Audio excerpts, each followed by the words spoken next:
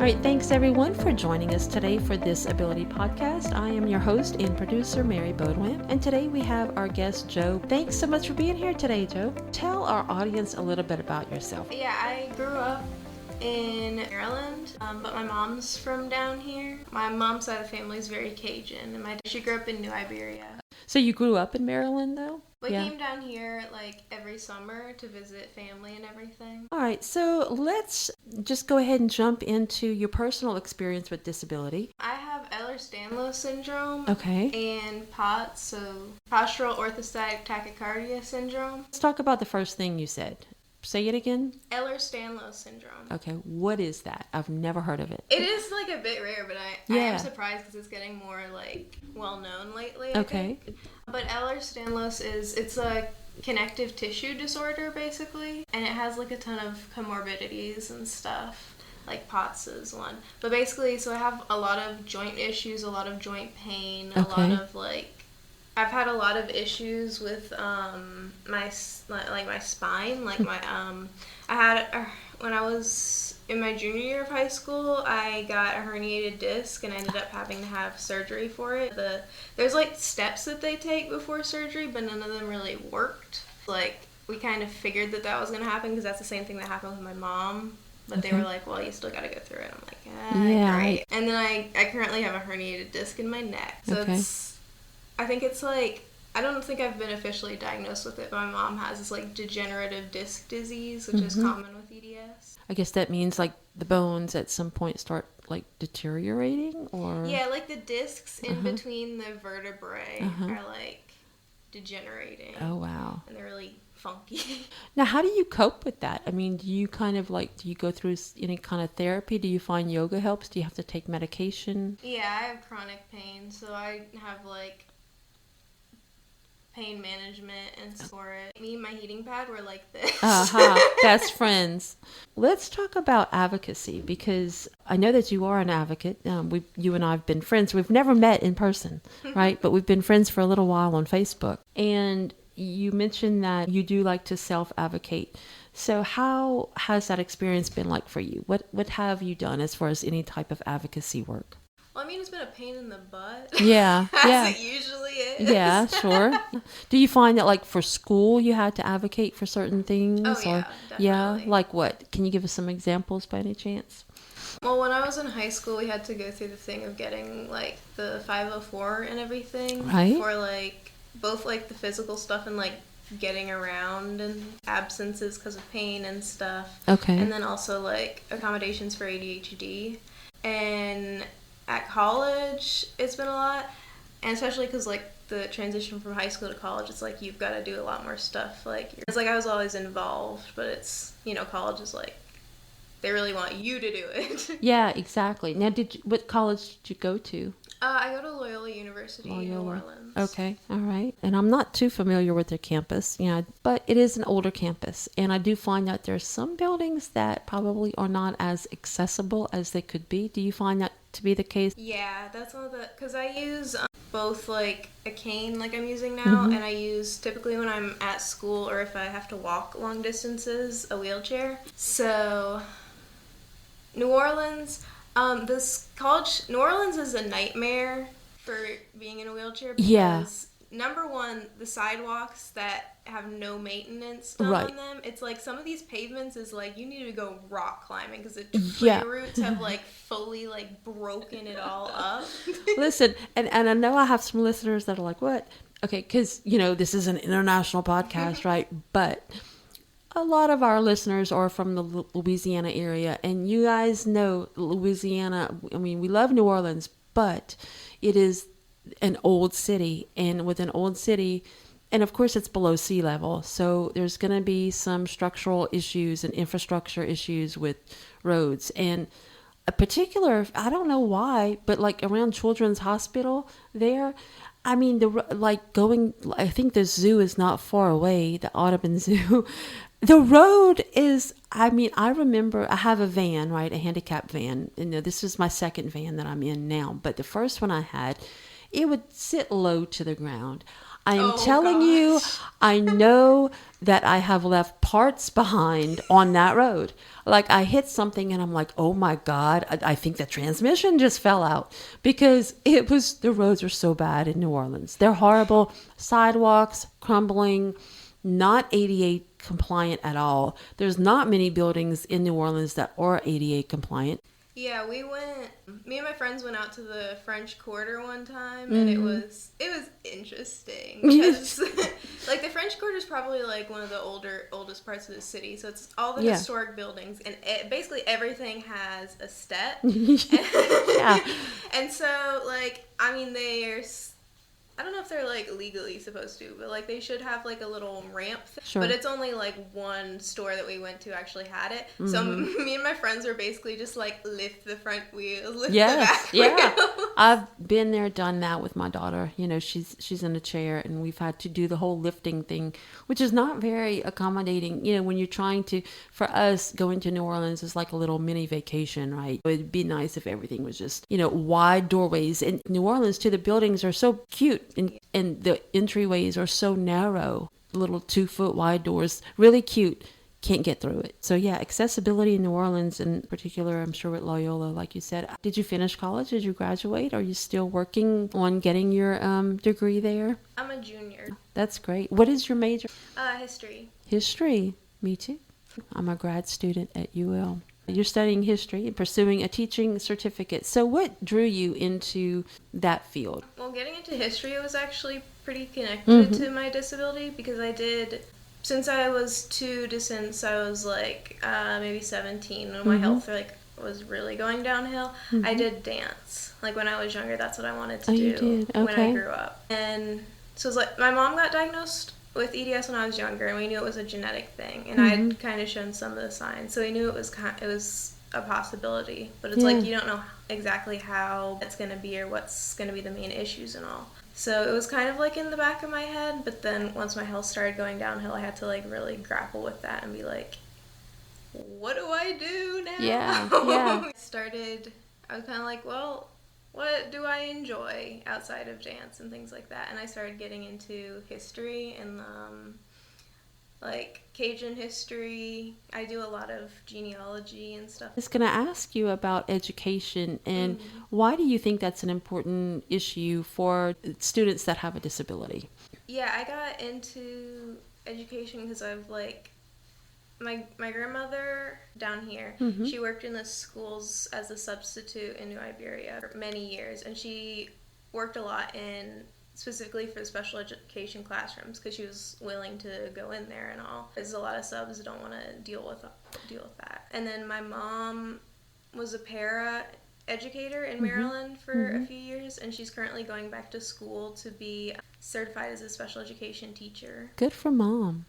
That's awesome. So I was like, yeah, education's kind of always been like around me, like in the family, and something I've been like interested in. And you know, in some ways it's like I love history and I love talking about history, so teaching, I get to tell other people about history all day. No, that's great. I love that. I love that for you. What do you think is lacking if you're a student in, you know, elementary school to college and you have a disability? Do you feel like there's any kind of like a gap between the educators and the students? Yeah, it's a lot. And I've kind of seen it from like having people that work in special education in my family, and then also seeing stuff from people that have been in special education, you know, online and in communities and stuff. And it's like, and then like learning about it myself in my classes. I took like freshman year, like learners with special needs is one of the required classes. And it's like, I mean, it's a big issue. There's like a lot of things, but it's like there's really, I mean, like the history of special education and everything is like, it's a lot. Like the primary approach to special education was like full segregation from everyone else, the point of like separate schools and things like that. You know, that wasn't that long ago. Like Individuals with Disabilities Education Act, like the passage of that wasn't like that long ago in this grand scheme of things. And so it's like, education can move kind of slowly, I think. There's actually, Loyola has a law clinic, and what they do is for people, like low-income people. They specifically do like special education cases, so they help parents get schools to like do what they're supposed to be doing. I love that. I thought that was really awesome. Now, you're the current president of Loyola's Disability Student Organization, is that correct? Yeah. Yay! What is the name of the organization, and what do you do? It's the Disabled Student Assembly. Well, we're actually new. Like, I was involved in, like, I want to say latter half of freshman year, beginning of sophomore year. I was involved in, like, starting it with some other people that had been, like, pushing to get it started for a while. So we're pretty new, but we've done some stuff. We're planning to do a lot of fun stuff with, like, our members and all, like, you know, movie nights. We have this thing that we're planning on doing in a couple weeks where we're calling it like info dump night. So it's like if you've got something you want to like talk about, you can like make a PowerPoint or whatever and come and give your lecture. Oh, I love that. Free speech, right?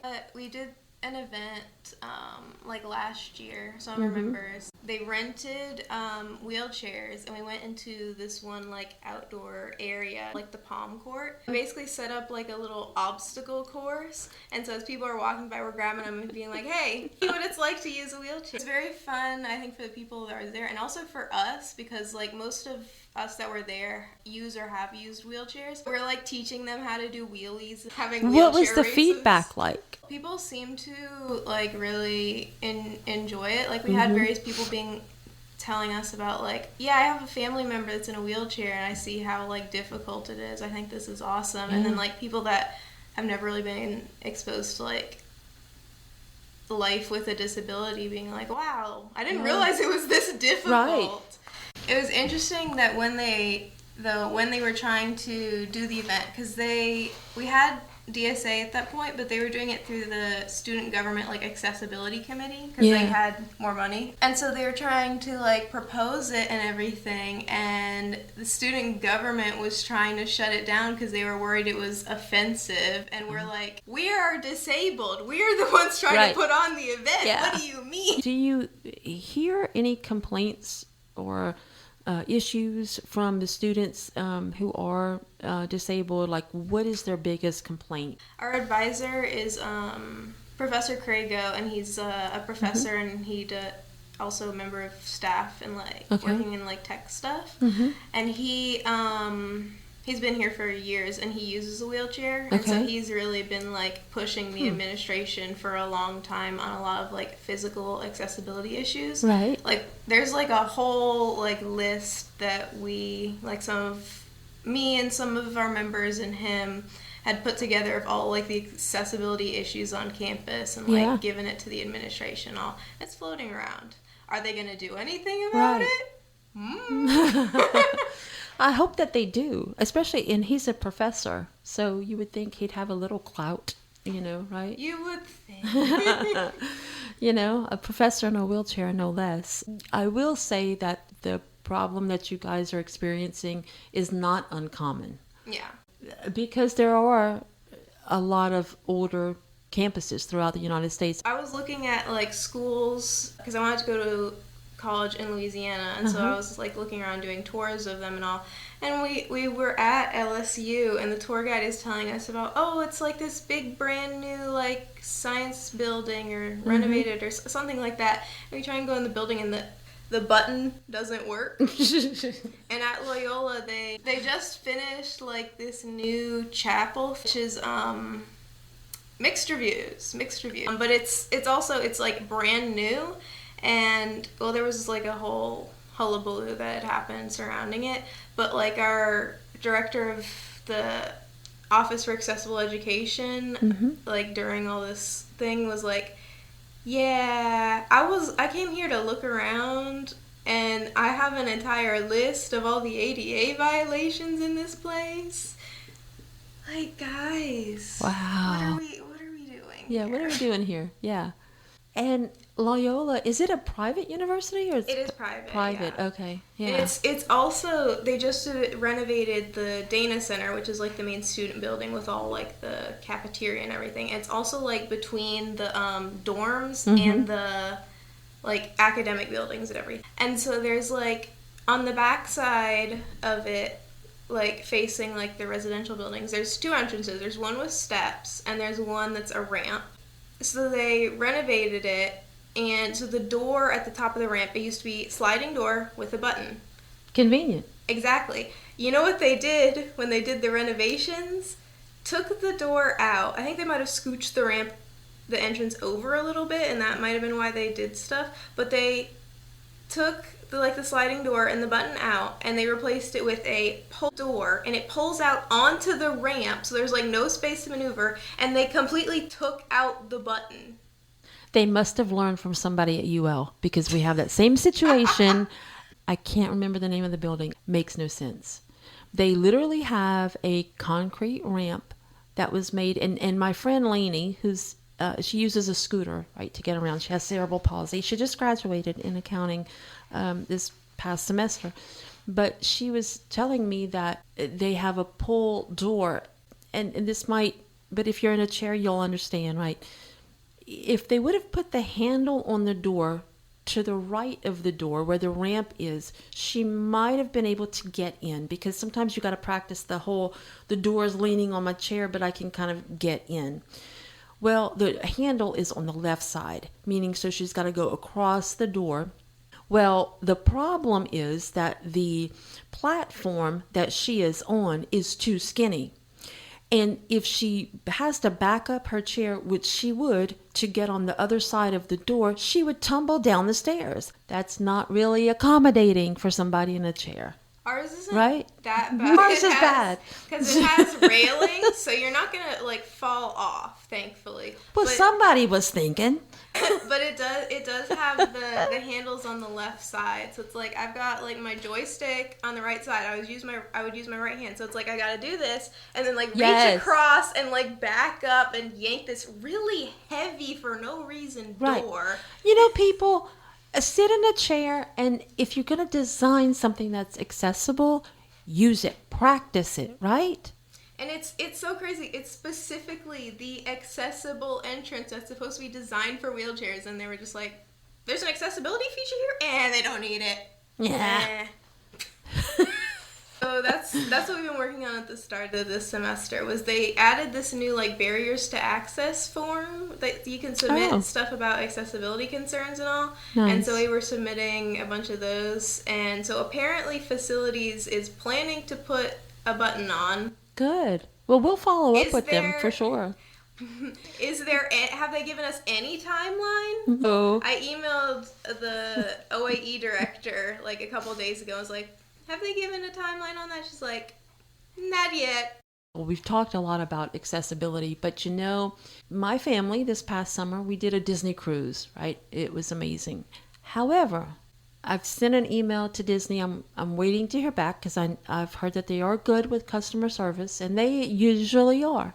We were on the 7th floor, I believe, and I think that was maybe, if I'm not mistaken, the floor that's designated for people in wheelchairs. The problem with the corridors on the ship is they probably have a schematic, right, like a blueprint of how many feet the corridor is supposed to be. Well, that's great. It looks great on paper, right? So many inches it's supposed to be.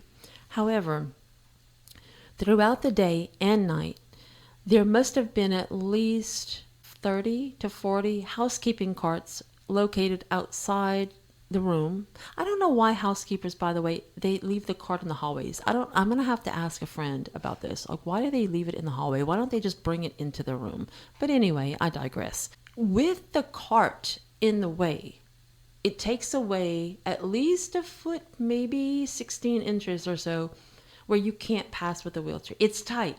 It's tight. With my daughter's wheelchair, it was tight. Now, the big problem was that, so it's the accessible floor, right? So someone else in the wheelchair is coming at you, and we're coming up, well, we can't cross each other. It's not wide enough. And then you throw in a few housekeeping carts where you're just having a whole field day of it. So one of us has to play the backup game.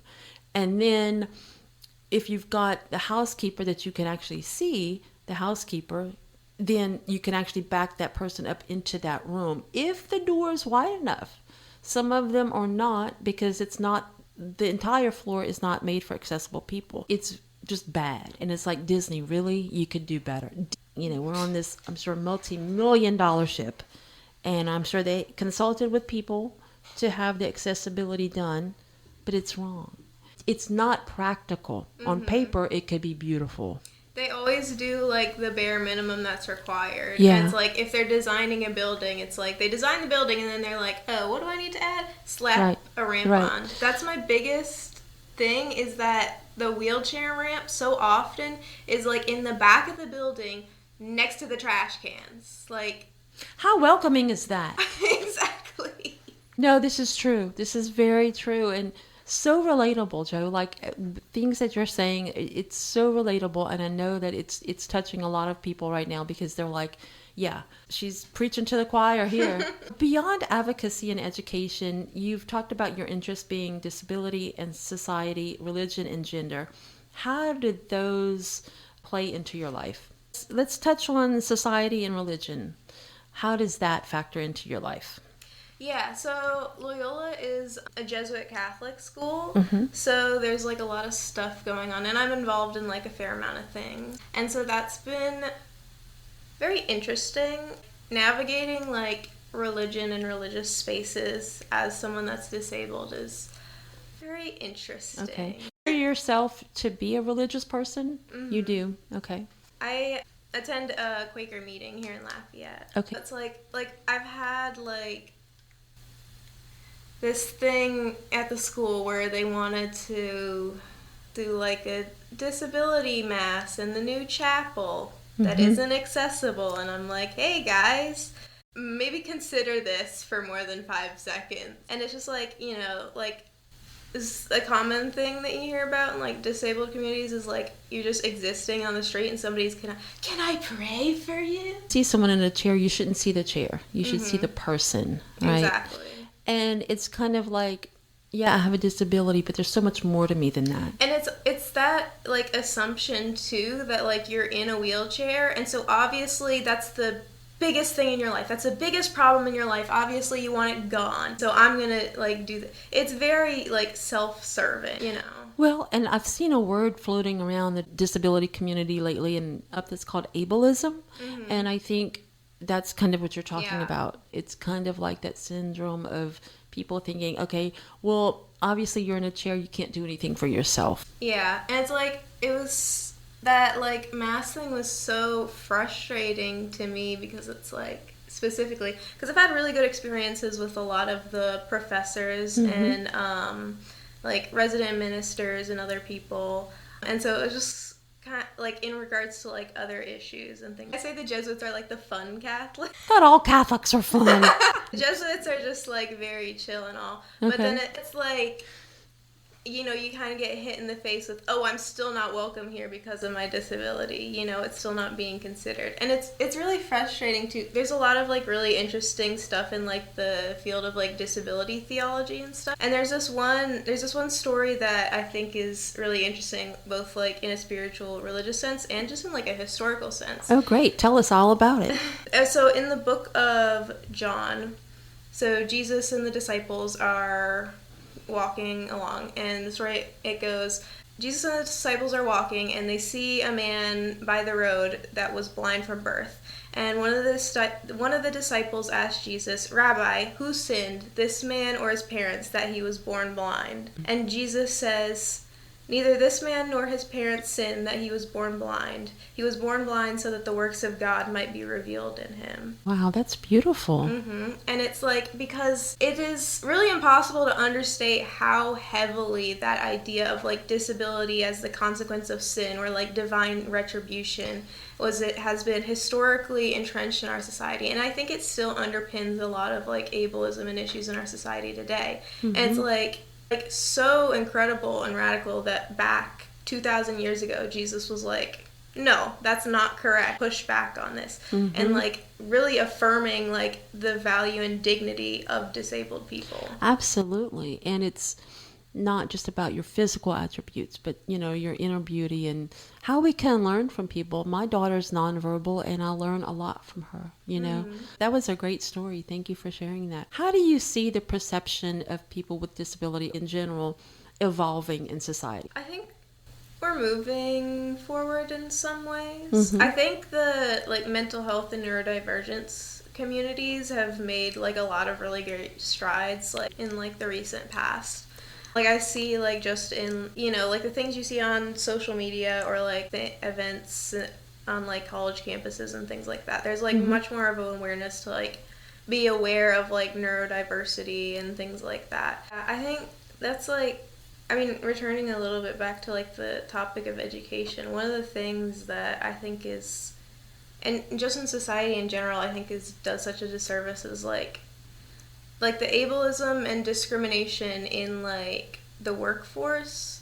And like when we were in Maryland, like I saw my mom go through this where it's like she would apply to jobs that like, because she's visually disabled, she uses a cane, and she would apply to jobs that like she, like a call center or something that need any sort of physical things. One time she walked into an interview and a lady, the interviewer saw her cane and her face went sheet white just because of the sight of her cane. The main, like the reason she was able to get like a permanent position as a paraeducator, because before that she was only able to get temporary positions, was because it was during COVID and they couldn't tell that she was disabled. And then when she went in, they basically threw a whole fit over her being disabled.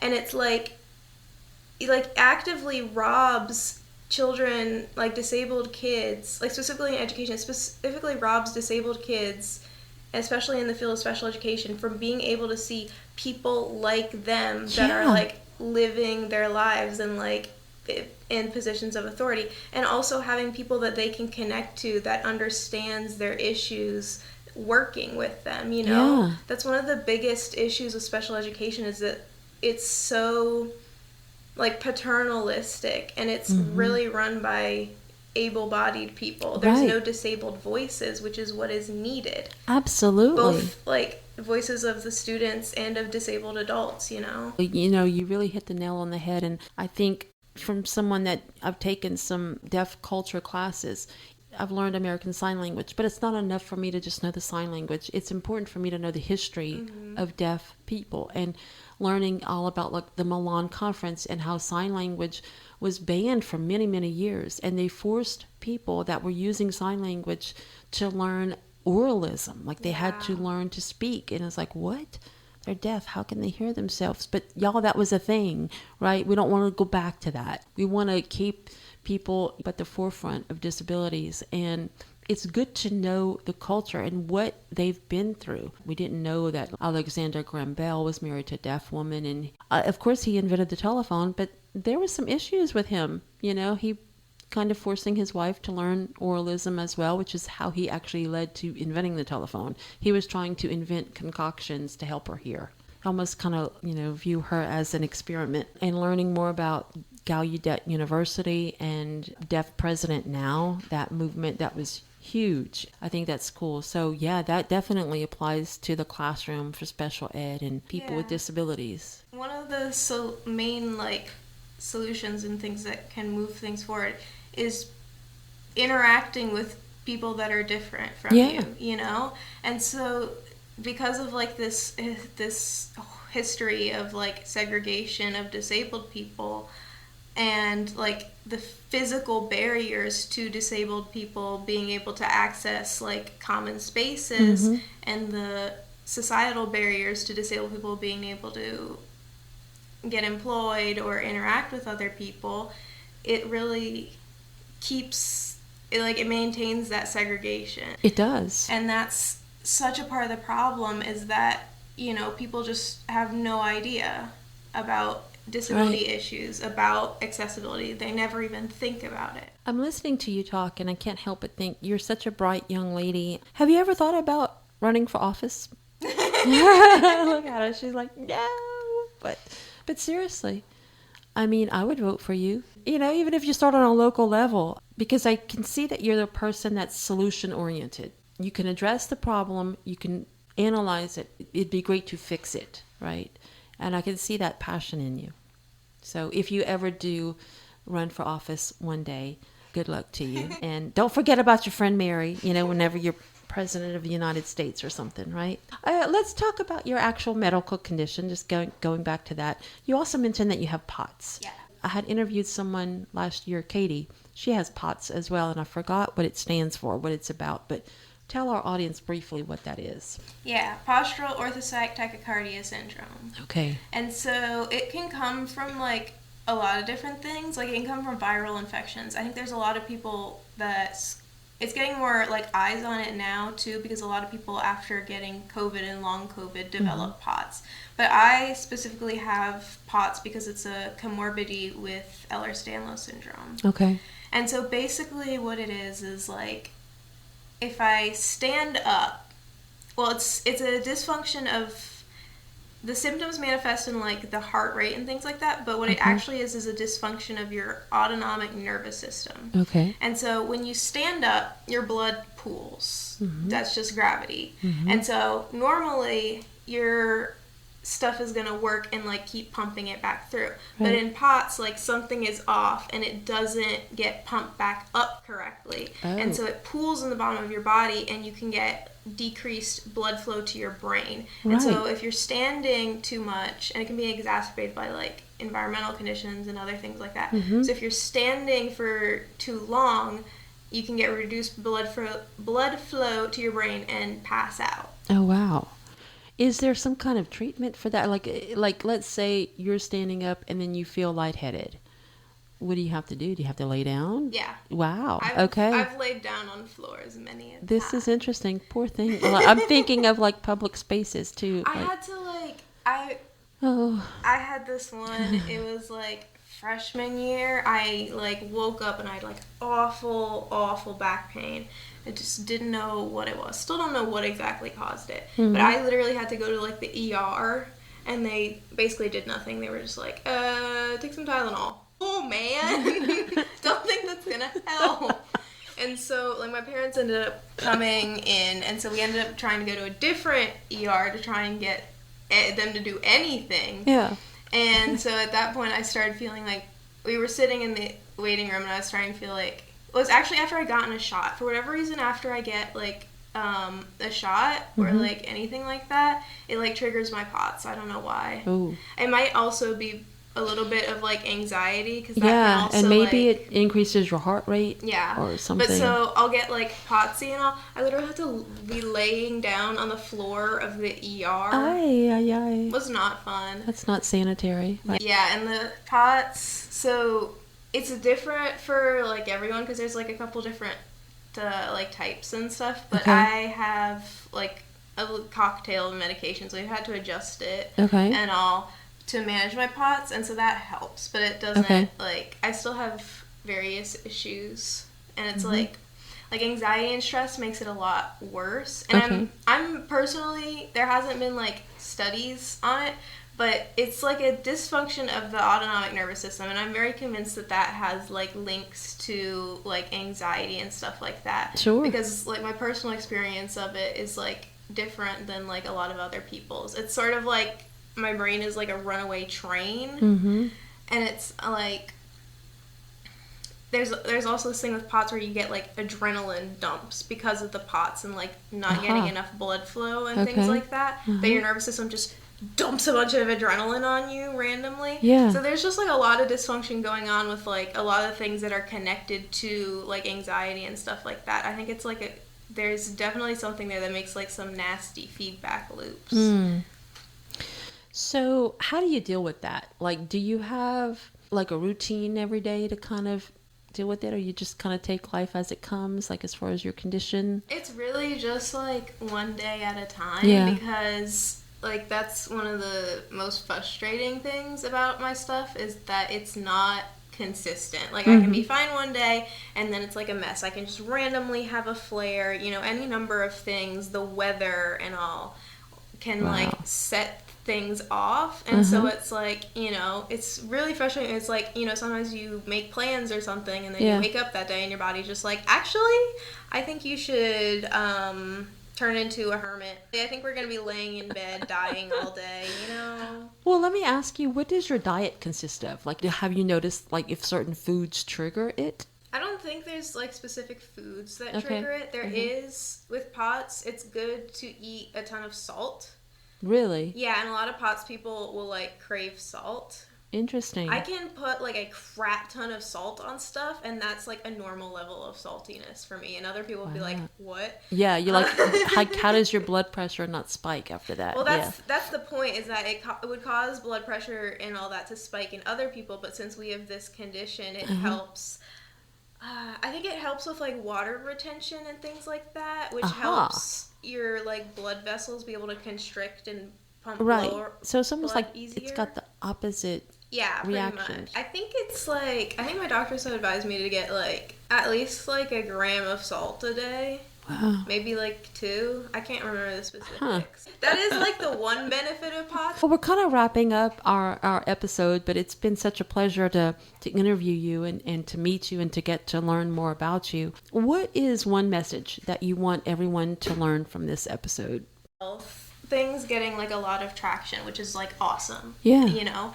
But it's also, I do see sometimes like threads in that movement, or people in that movement, like ignoring or downplaying physical disabilities as like one example is like, I think every physically disabled person like groans whenever they see it, is when someone's trying to make a point about mental disabilities and how like they're ignored or whatever. It's like, oh, well, people like dismiss and downplay like depression and stuff. You wouldn't say that to someone in a wheelchair. They do. Yes, they do. You're right.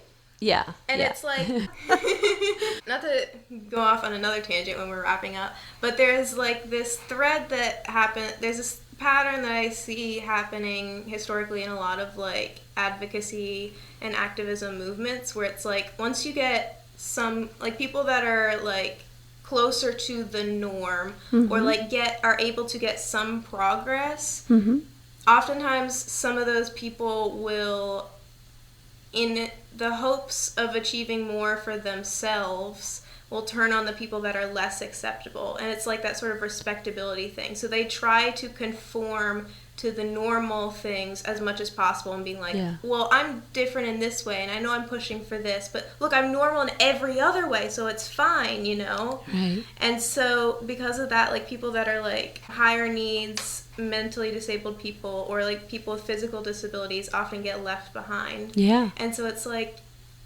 and it never helps. Like, it never actually works. It always will backfire on you. And so that's, like, the most important thing, and especially in the disability community, where we just have, like, this huge variety of people and experiences, is, like, we value and maintain that community, and always be trying to learn more, and always be trying to support the people around you and the people that are different from you. Yeah. Because that's truly how we achieve things for everyone. Right. I agree.